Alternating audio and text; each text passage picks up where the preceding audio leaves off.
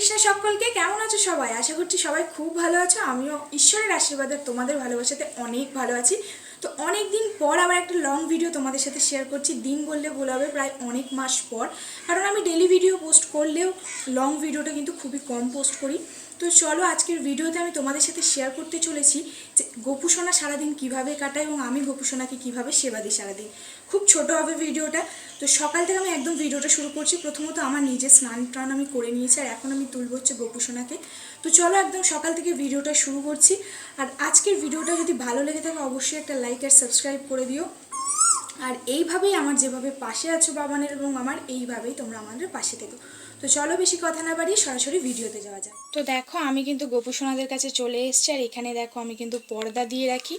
তোমরাও কিন্তু তোমাদের যে ঠাকুর ঘর আছে বা যে ঠাকুর বা যেখানে গোপালকে ঘুম পাড়াও সেখানে অবশ্যই পর্দা দেবে।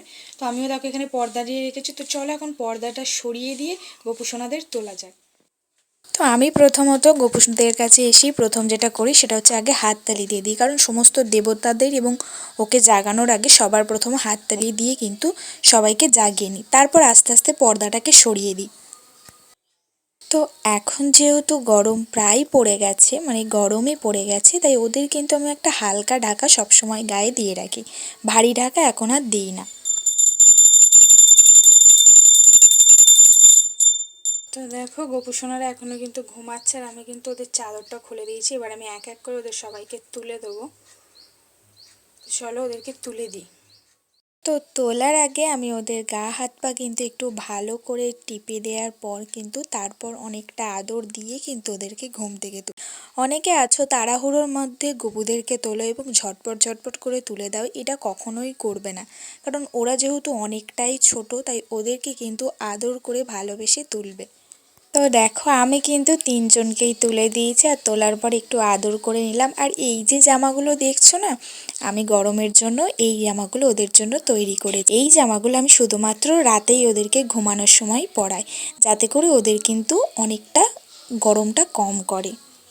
তো ঘুম থেকে তো তুলে দিয়েছি, আর এবার ওদেরকে একটু জল খাইয়ে নিলাম। যেহেতু সারা রাত ঘুমানোর পর ওদের গলাটা শুকিয়ে যায়, তাই প্রথমেই কিন্তু ভালোভাবে জল খাইয়ে নিলাম। আর এবার আমি ওদের বিছানাটা সুন্দর করে গুছিয়ে রাখবো। আর এবার আমি আমার গোপালদের কিন্তু মুখ হাত পা ধুইয়ে দেব।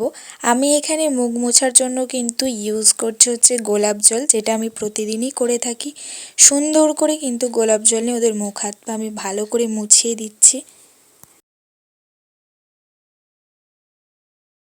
তো তারপর মুখ মোছানো হয়ে গেলে কিন্তু গোপাল সোনাদের রাতের জামাগুলো ছাড়িয়ে দিয়ে সুন্দর আরেকটা পোশাক পরিয়ে দিলাম, আর তারপর ওদেরকে কিন্তু ওদের জায়গাতে বসিয়ে দিই। আর এবার আমি গোপাল সোনাদের কিন্তু সকালের ভোগ নিবেদন করব।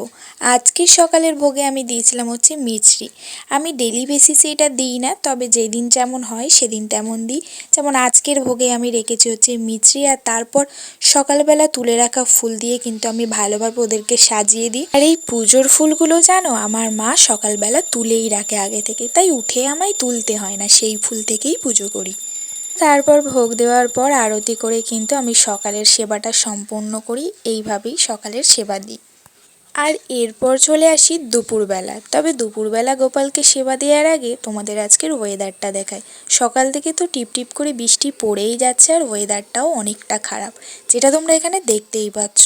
এরপর আমি চলে আসি হচ্ছে গোপাল সোনাদের কাছে। গোপাল সোনাদের কাছে আমি মোটামুটি দুপুরের সেবাটা দিয়েছি 12টা থেকে 12:30 নাগাদ। সেই টাইমে কিন্তু গোপালদের কাছে চলে এসে সকালের পুজো করা ফুলগুলোকে সরিয়ে নিই, আর তারপর কিন্তু ওদেরকে এক এক করে আমি জায়গা থেকে নামিয়ে নিই।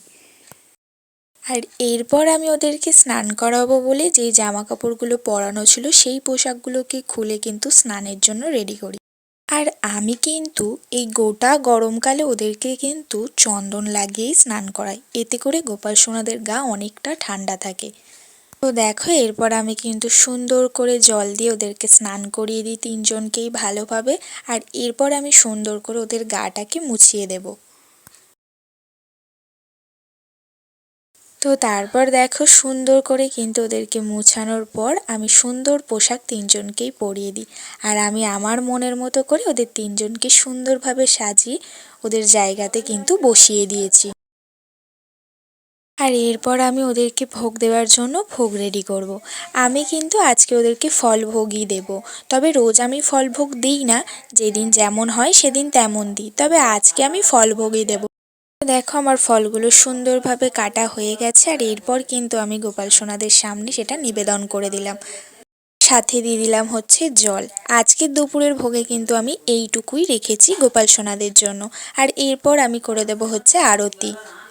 আর ভিডিওটা যাতে বেশি বড় না হয়ে যায়, যার কারণে আমি কিছু কিছু জায়গায় স্পিড বাড়িয়ে দিয়েছি, তাই তোমরা কিন্তু একটু অ্যাডজাস্ট করে নিও।